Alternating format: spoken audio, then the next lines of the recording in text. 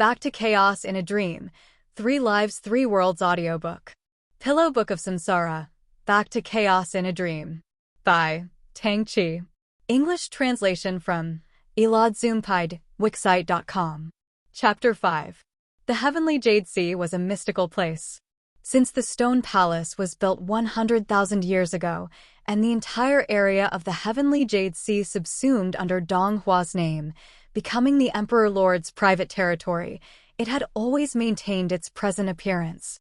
Over the last 100,000 years, great changes were seen in the evanescent passage of time, and the 5 races have redrawn their borders several times. Yet the grass and the trees, every pavilion and every terrace within the Heavenly Jade Sea continued to bask in its old self, remaining unchanging. For a period of time, the steward of the Heavenly Jade Sea, immortal Fei Wei, envied his fellow steward, Feng Xing, who worked by goddess Shaowan's side. This was because Feng Xing lived on Zhangwei Mountain. Goddess Shaowan loved to create formations and garden landscapes, so Zhangwei Mountain was practically redecorated annually, changing its appearance year after year. Fei Wei admired Feng Xing as he could live in a new home every year. He was so cut by his envy that he indirectly asked Dijun several times when the Heavenly Jade Sea could be given a facelift. Dijun bluntly dismissed his idea by saying he was not inclined to spare any effort on this matter. After facing the Heavenly Jade Sea's landscape of wide open spaces and natural carvings for the past 100,000 years, Fei Wei believed he would never live to see the day its layout would change. But this was how that miraculous event unfolded. He had only gone out for 4 to 5 days to deliver a letter. On his return, however, he noticed that the place that Dijun referred to as a garden, which he personally called a wild forest, had really been turned into what the secular world would meaningfully understand as a garden. There were beds of beautiful flowers, winding and looping verandas, a rock mountain carved by heavenly tradesmen, and an elegant, beautifully refined small lotus pond in the garden. It was closely comparable to the garden at Zhangwei Mountain he had once so painfully envied. Fei Wei called out to Bai Gun Gun, who was flying his kite in the garden, and asked him what was going on. Bai Gun Gun enjoyed enlightening others, so he put away his kite. This was how it went, he said as he helped Fei Wei dispel his doubts. For days ago, while Mother was having a casual conversation with Father Lord, she started talking about the little patch of forest that was originally in this spot. Mother said she didn't like that little forest and preferred the garden that was constructed later on this territory based on her designs, saying that the garden had carved mountains and streams, a lotus pond, and a vegetable garden. So it was both useful and nice to look at. He gestured for a moment as she spoke. Mother drew a picture for Father Lord to see. Father Lord looked at the drawing and disliked it, saying Mother has no taste, and remarked that this type of ordinary garden could not compare to the natural charm of that patch of lush forest. After that, he chopped down that patch of lush forest and created this garden as specified by Mother's drawings. Fei Wei was silent for a while. Young master, the details you mentioned at the beginning and the content behind, after that, seemed to be a little disjointed. As Gun Gun had not fared too well in composition class, he was especially sensitive about his grammar. So he widened his eyes. Is that true? So what can I do? Do you need me to repeat what I have said? How should I repeat it? There is no need to do so. Fei Wei stroked Gun Gun on his head. This isn't young master's problem. This is Dijun's problem. Dijun most definitely had a problem. In Fei Wei's opinion, Dijun was actually an immutable god, and could even be considered a little bland. Hence, he had always been easy to serve. But recently, Dijun wasn't that easy to serve anymore. For example, Dijun was no longer the kind of person who could continuously eat the same item on the menu for the next 10 years. Dijun had never once walked into the kitchen to fix his menu over the last 100,000 years. But recently he had nothing else to do but to ask Fei Wei what he had planned for the next meal, even going as far as to discuss the menu in detail. He was a straight man, so how would he know anything about cooking? In the past, Dijun had never raised an objection about the food. It was always just plain stir-frying this or that. But lately, he not only started ordering dishes, but actually demanded for better condiments. Besides, Dijun did have a good taste in clothing. But the 4 seas and 8 realms were at war, so it was already a good thing if everyone had enough to eat and had clothing to keep themselves warm. Hence, there were no so-called trends in his clothing. Consequently, when he made clothing for Dijun, he would sew a few hundred at a time with the same exact material, in the same design and color out of convenience. Dijun had never said anything about the clothing after wearing them for the next 100 years. But in recent times, Dijun suddenly became interested in rare cloth. Whenever he was free, he would urge him to go out and search for cloth in the color, material, and pattern he had specified clearly to the minute detail. In the first 7 days of confronting the new changes in Dijun, Fei Wei could not make any sense of it. He thought that Dijun had fallen under nefarious influences. On the 8th day, he took the place of the 2 little immortal children who had eaten too much fruit and upset their stomachs to serve Dijun and Miss Xiaobai at lunch. It was here that the instinctively clever immortal Fei Wei worked out the reason why Dijun had suddenly become so meticulous about food. Dijun was still the same Dijun who would simply eat whatever he was given. But Miss Xiaobai was a fine, delicate girl, and such a girl would require the same kind of thoughtful care. She should not simply eat whatever she was served. On the 9th day, he saw the rare cloth he spared so much effort in finding, appearing on Miss Xiaobai's body. Immortal Fei Wei, who only needed a hint to comprehend things, also understood why Dijun suddenly became selective in clothing material. Dijun was still the same exact person who would wear whatever he was given. But Miss Xiaobai was a fine, delicate girl, and such a girl will need the same kind of thoughtful care. She should not simply wear whatever she was given. Fei Wei observed the situation for half a month. On the surface, it appeared as if Dijun treated Miss Xiaobai just like anyone else. For example, Dijun loved to stifle people when speaking. The frightening thing was, he actually treated Miss Xiaobai the same way. As a result, he often made Miss Xiaobai so angry that she would spend an entire day ignoring him afterwards. Fei Wei sighed as he thought, perhaps Miss Xiaobai believed that Dijun did not treat her well. But he knew that Dijun had truly done many things for her. In fact, one could say he treated her meticulously in every possible way. But he suspected that Miss Xiaobai became confused after being stifled by Dijun on a daily basis, so how would she ever know that Dijun had put so much effort for her?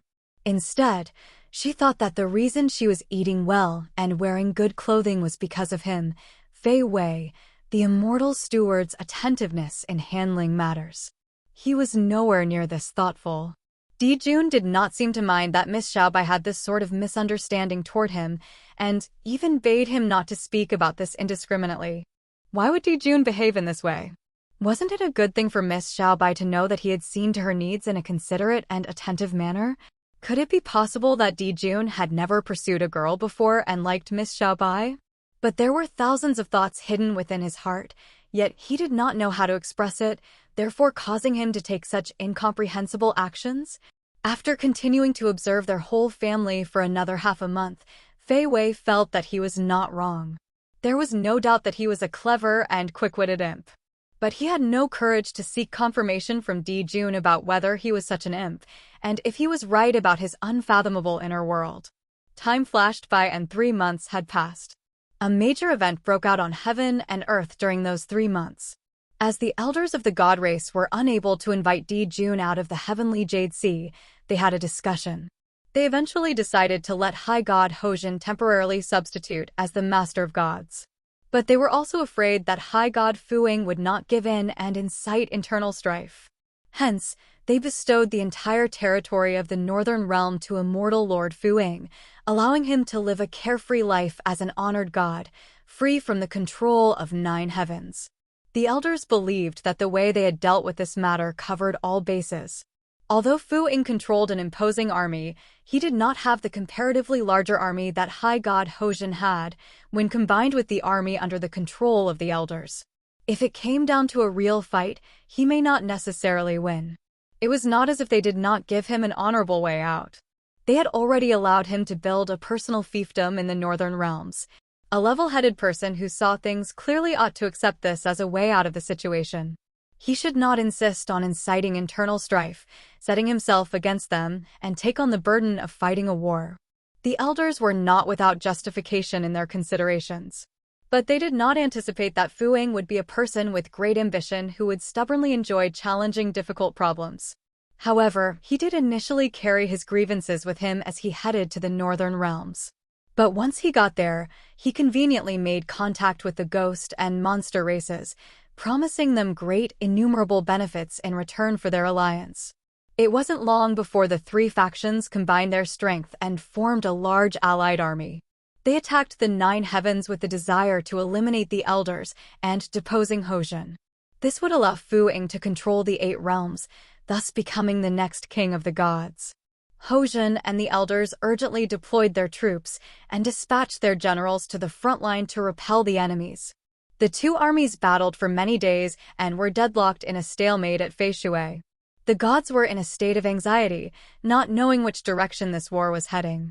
For this reason, High God Zhiyan visited the heavenly Jade Sea twice. Not long after, High God Hojun also arrived at the heavenly Jade Sea. After that, the group of elders also appeared one after another at the heavenly Jade Sea. High God Hojun and the entire group of elders waited at the main entrance of the heavenly Jade Sea for 7 days before Di Jun finally loosened his stance. He agreed to leave seclusion, temporarily assuming the position of the King of Gods, and taking command of the great army of gods to fight the triforces of Fu Ying, the ghost, and the monster races. As Di Jun became busier with important matters, he naturally began to see Feng Jiao and Gun Gun less. Their family of 3 had previously taken all 3 meals together. But now, it would be considered a good thing if they were able to eat together for 1 meal. Fei Wei initially thought that Miss Xiaobai would not be used to it. But unexpectedly, Miss Xiaobai was a very sensible girl even at a young age. Knowing that Di Jun was busy with official business, she did not disturb him on her own accord. She would simply find something to entertain herself and would have fun doing so. While Di Jun was busy, Miss Xiaobai took little Gun Gun along to visit all the surrounding areas of the heavenly Jade Sea. They even took time out to make a trip to Qingqiu, taking a few peeks at Fox King, Baiji, and Fox Queen, Ningcheng from afar. On this day, she was mulling over whether to bring Gun Gun to Zhongwei Mountain to explore. Fei Wei naturally had to consult Di Jun for further instructions regarding this matter, as Zhongwei Mountain wasn't like Qingqiu, where they could go and return in a day. The distance between Zhongwei Mountain and the heavenly Jade Sea was 108,000 miles. With their current cultivation, it would take them no less than 3 to 4 days to return. Di Jun was right in the middle of organizing a scroll of formation charts in his study. He raised his head and looked at Fei Wei after hearing about the matter. Why was she thinking about going to Zhongwei Mountain? Fei Wei honestly replied, Miss Xiaobai said that girls from her era had always idolized goddess Xiaowan. So she would like to pay a visit to admire Xiaowan's former residence. Di Jun pondered for a moment. Oh, that's a good thing, he replied, nodding his head. Fei Wei felt that Di Jun was possibly worried about Miss Xiaobai's long journey and expressed his loyalty at once. Your Imperial Lordship, you may set your heart at ease. I will definitely protect Miss Xiaobai well on this journey and make sure that both Miss Xiaobai and young master remain absolutely safe. Di Jun deliberated once again for a while and rolled up the scroll of formation charts afterwards. He casually said to Fei Wei, it doesn't matter, I have a meeting there and happen to be on the same route as you all. Naive Fei Wei believed him. Originally, the location of the formal discussion forum officiated by High God Hojun was to be held at the heavenly Jade Sea to accommodate Di Jun. And just like that, it got relocated to Zhongwei Mountain, 108,000 li away. It was only when the other gods came to him on separate occasions to inquire about the sudden change in location that Fei Wei realized the meeting Di Jun spoke about was actually this meeting. So when Di Jun said he happened to be, it really wasn't the case. The other gods modestly asked him what this was about, but he did not know what to say. He could not reveal that it was because Di Jun did not feel reassured when Miss Xiaobai wanted to explore Zhongwei Mountain and therefore changed the location of the discussion forum to the same destination. This would greatly diminish Di Jun's illustrious reputation. So Fei Wei racked his brains and forced himself to reply, perhaps it's to commemorate his friendship with goddess Shaowan. After hearing those words, the other gods surprisingly believed him. Sighing amongst themselves, Di Jun is truly a person who values friendship. One after another, they wiped their tears as they left feeling touched. Fei Wei wiped the cold sweat off his forehead, feeling that he was really quick-witted. Feng Jiu naturally did not know about this incident. She honestly thought that it was mere coincidence that the forum was held on Jiangwei Mountain and that Di Jun just happened to be on the same route as herself. So she merrily followed Di Jun all the way to Jiangwei Mountain. Di Jun left to attend his forum. Feng Jiu took Gun Gun with her to visit the surrounding area, covering every place their eyes could see. After they finished sightseeing and returned to their living quarters, they saw Fei Wei moving their luggage outside. Upon further inquiry, she found out that the immortal servants were not aware of her identity and had thought she was a servant girl from the heavenly Jade Sea. As a result, they had organized for her to stay in the servants' quarters. Fei Wei was in the process of moving her belongings to Di Jun's courtyard. Feng Jiu was a generation of Qingqiu's queen and was occasionally quite meticulous and thorough while considering matters. She felt that this place was not the heavenly Jade Sea and doing this would be rather excessively ostentatious, potentially stirring up rumors about Di Jun. Hence, she instructed Fei Wei to just arrange for her to be housed in a single quarter in the maidservant's courtyard, and that would suffice. After hearing that Di Jun was still discussing official matters with others, it occurred to her that Di Jun would be fatigued and prepared a set of ginseng tea, entrusting Fei Wei to send it to him. Fei Wei carefully lifted the set of ginseng tea and left. Feng Jiu returned to her quarters, coaxed tired Gun Gun to sleep, and took care of her luggage. As she was unpacking, she suddenly realized that Di Jun had only brought Fei Wei along for this journey.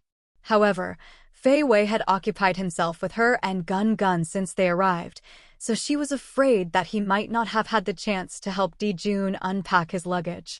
When she was at Taichung Palace, if Di Jun wanted to attend the Buddhist assembly at the Western Brahma realms, she had always busied herself with helping him pack his luggage.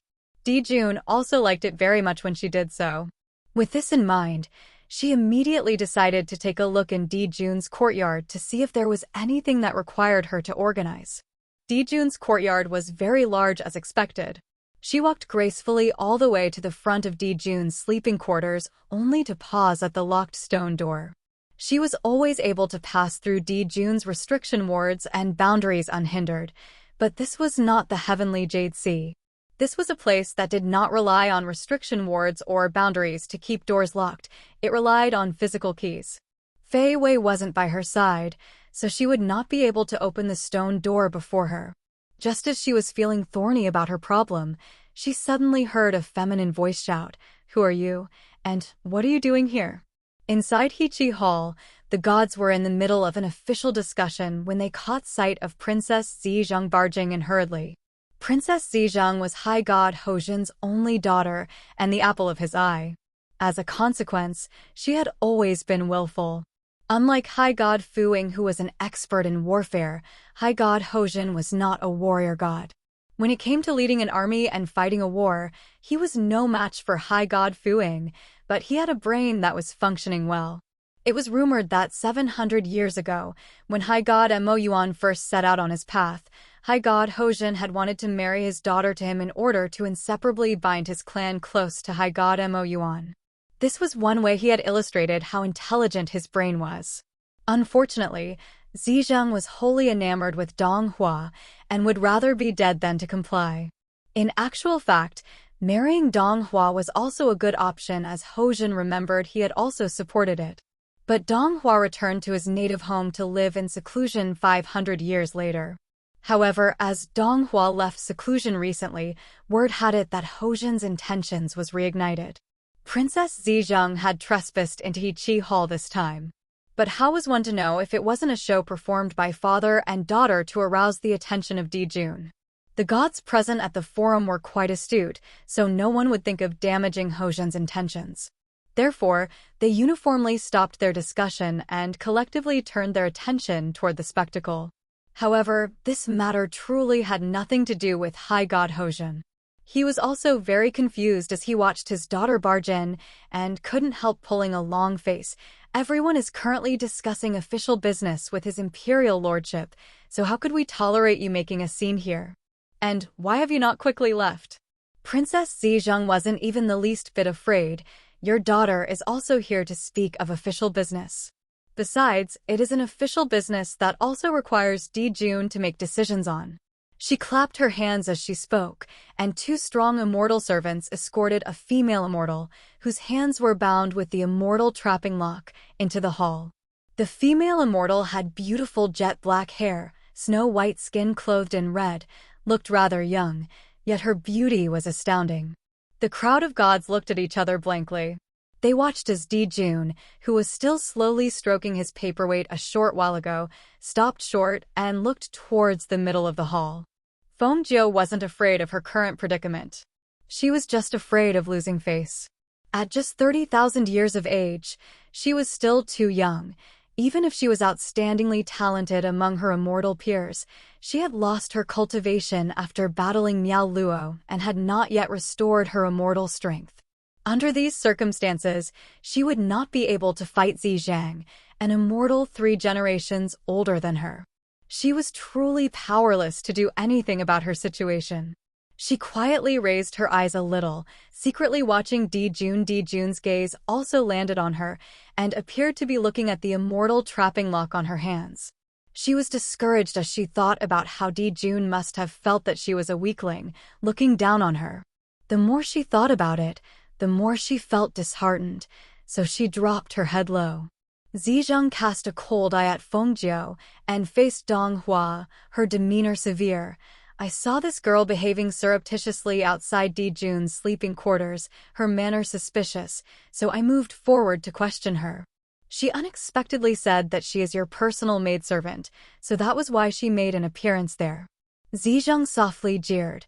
Everyone in the 4 seas and 8 realms is aware that Di Jun has never kept a beautiful personal maidservant by his side. She must have been a spy sent by Fu Eng, so I captured her here for Di Jun to administer justice. Feng Jiu had no choice but to defend herself. Let's just assume I have elevated my status by calling myself Di Jun's personal maidservant. But I am really a servant girl from the heavenly Jade Sea. She glanced at Di Jun as she spoke, and thought she was smart enough to come up with a perfect explanation that would not accentuate the problem. If Di Jun could cooperate with a nod, this matter would be resolved, and it would no longer veer off course. But unexpectedly, Di Jun really veered off course. He did not nod his head as she had hoped, and instead looked at her, frowning. Appearing in front of my quarters? What were you doing there? Zizheng exclaimed indignantly. She must have gone there to scout for some classified information. I really did not. Feng Jiu shook her head quickly, silently hating Di Jun for not coordinating with her. She couldn't refrain from emphasizing that her identity was that of a personal maidservant once again, because I am an attending maidservant. My duty is to serve Di Jun. That was why I wanted to say I was just intending to unpack Di Jun's travel baggage. Zizheng laughed coldly. So why weren't you able to enter Di Jun's sleeping quarters? Feng Jiu stiffened. I did not have the key. Zizheng laughed coldly once again. Why would a personal maidservant tasked to unpack Di Jun's travel baggage not have the key to his sleeping quarters? The 2 women argued endlessly for a while. Di Jun, who was silently watching them from the side, asked a soul-doubting question. Has relying on the both of you to debate whether she is indeed my personal maidservant or not produced any results? Isn't it easier to just ask me directly? Logic. This was indeed the logic. Zizheng was stumped for a moment and reacted after a while. Her expression had a moment of wonder before she shot Dong Hua a bewildered look. So, is she definitely your imperial lordship's personal? Di Jun massaged his temple. She is not. Zizheng heaved a sigh of relief and raised her voice. Then she must be a spy. Di Jun tapped his fingers impatiently. She is my wife. Feng Jiu totally did not expect Di Jun to casually and indifferently speak the truth, and was momentarily in a shocked daze. The crowd of immortals were also dazed. Only Dijun remained unfazed and looked towards herself and Zizhang. If there are no other matters, both of you may leave. Seeing her obediently turning to leave, he spoke again. Wait, Xiaobai. He retrieved a set of keys from his sleeve as he spoke, and saw that her hands were still bound with the immortal trapping lock. He creased his brow, and the immortal trapping lock disappeared. Dijun threw the keys over, and Fengjiu caught them distractedly. This is. Dijun appeared as if he did not understand why she would be asking such a retarded question. Didn't you want to unpack my baggage, but had no keys? Watching the understanding suddenly dawn upon her as she mumbled, yes. Dijun appeared as if he was amused by her. Not wanting others to sense it, he pulled up his lips slightly and slowed his voice a little. Good, you may go. Then, he added a line, don't lie recklessly to others in future. Fengjiu shot a glance at the crowd of petrified immortals in the hall. Nodding her head, she took the keys and left.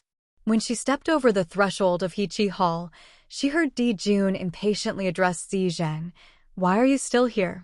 Zizhang's voice carried her sobbing. When did Dijun get married? Why haven't I heard about it before? That female immortal. What's so good about her? Dijun's reaction was to call out for High God Hozhen. After that, the sound of admonishment echoed from Heqi Hall. Fengjiu sneaked a peek behind her and saw a group of panicky immortal servants hurriedly supporting an interminable wailing Princess Zizhang out of the hall. Fengjiu benefited from that disaster and moved into Dijun's sleeping quarters.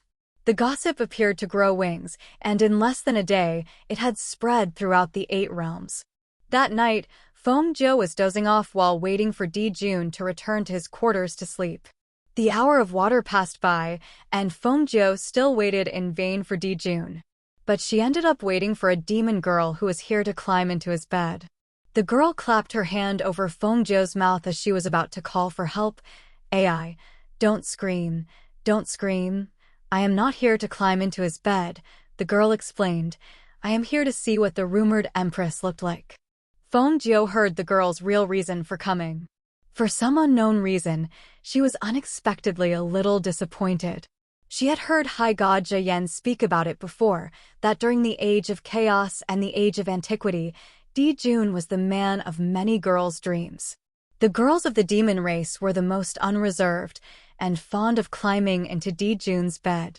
She had never seen such a setting and was a little curious. The demon girl who called herself Jin let Fengjiu go and sized her up from head to toe. She couldn't help nodding. Aiya, so you turned out to be such a beauty who could destroy a state. I, Jin, am willing to concede defeat. She sat familiarly at the side of the bed when she finished speaking.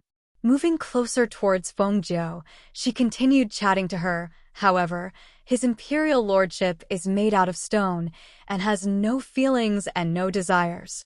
Otherwise, why would none of us, the demon girls of several generations, have ever succeeded in climbing into his bed? So how did you do it? Fengjiu retreated backwards, putting a little distance between herself and Jin. I did not climb into his bed.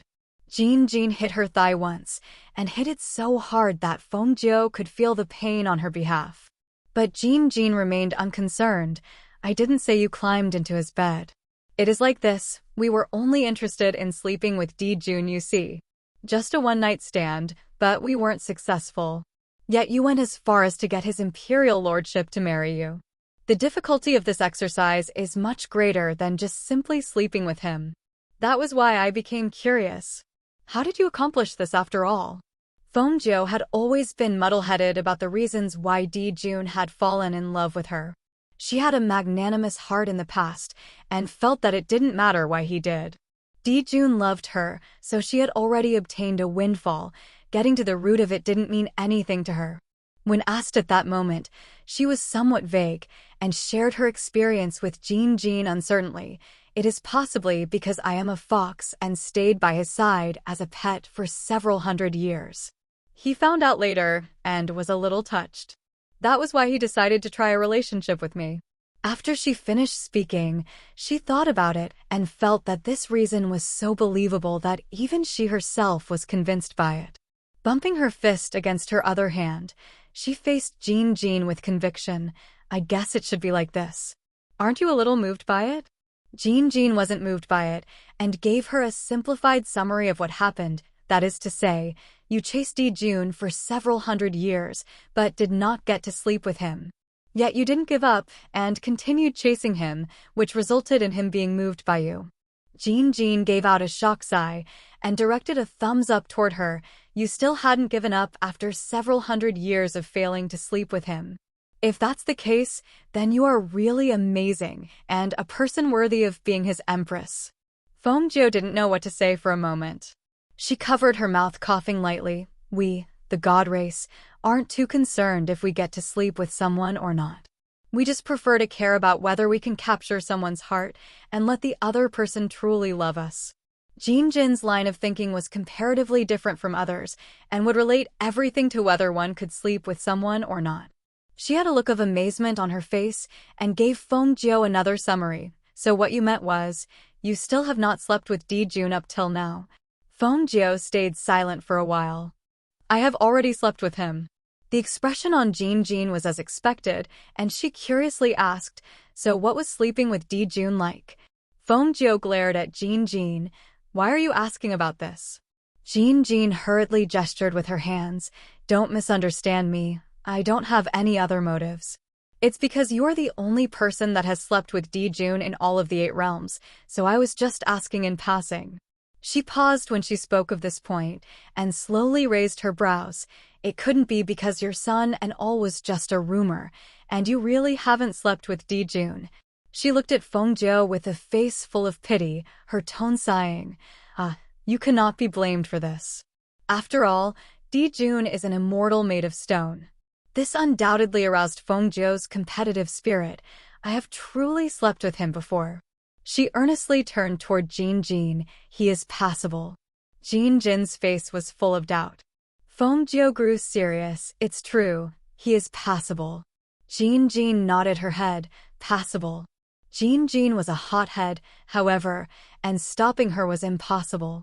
So she continued asking, what does passable mean?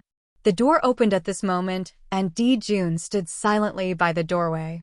Fengjiu and Jin looked at each other in shock. Jin was the first to react.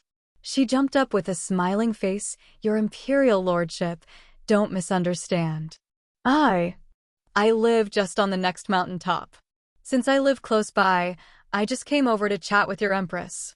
I don't have any ill intent. Seeing Jun take a step forward, Jin paled as she stepped back. I heard Jun never hits women. Jun nodded. I don't hit them, so would you like to get out on your own? Or do you want me to throw you out? Jin chose to get out on her own. After Jin got out, only the 2 of them remained in the room. Fengjiu's heart was beating like a drum, unsure of how much Jun had heard of the conversation between Jin and herself. As she saw Jun head to the back room to bathe, she consoled herself with the possibility that he hadn't heard anything. In the end, the first thing Jun said when he came out toweling his hair was, I would also like to ask, what does passable mean? Fengjiu, who was spreading the quilts, seemed to rise above what she had heard, and slowly turned around. It's better not to ask. Jun sat on the jade stool opposite the bed and continued toweling his hair. So, does that mean it was no good? Fengjiu stood by the bed, feeling as if she should not be here, but should have been under the bed. She stuttered, Not no good, you don't need to worry. Jun put down the cotton cloth. I was indeed a bit worried. So what does it mean exactly? Fengjiu lowered her head and half covered her face. It means good. She raised her head a little fiercely. It means good. Isn't that enough? She covered her face again when she finished speaking. Jun stood up and walked over. He sat by the bedside and pulled her down so that she was sitting facing him. Looking at her as if he was urgently discussing a serious, important matter, he asked earnestly, So why didn't you just tell her directly that I was very good? How could one answer such a question? Fengjiu felt as if she was dying. Her face was blood red as she sat there for a long time, figuring out how to reply Jun so that he would shut up. A moment later, she said, that I am able to have such a wonderful you has already made others hate me. If they knew that you are also that capable, won't that make them hate me more? Let's just keep it a little low-key. Dijun looked at her for a time. You're right. Sure enough, he shut up. For a while, the two of them had no words. Then, they just laid down to sleep. After waiting for Fengjiu's breathing to even out, signaling that she had entered dreamland, Dijun slowly opened his eyes. Looking at the blush that had not subsided from the face of the young maiden, a small teasing smile played on his lips. The young man gazed at the young maiden in his arms. A long time later, he lightly imprinted a kiss on her forehead. Outside the window, a full moon hung high, the bright flowing moonlight faithfully witnessing this moment. End of Back to Chaos in a Dream, Chapter 5.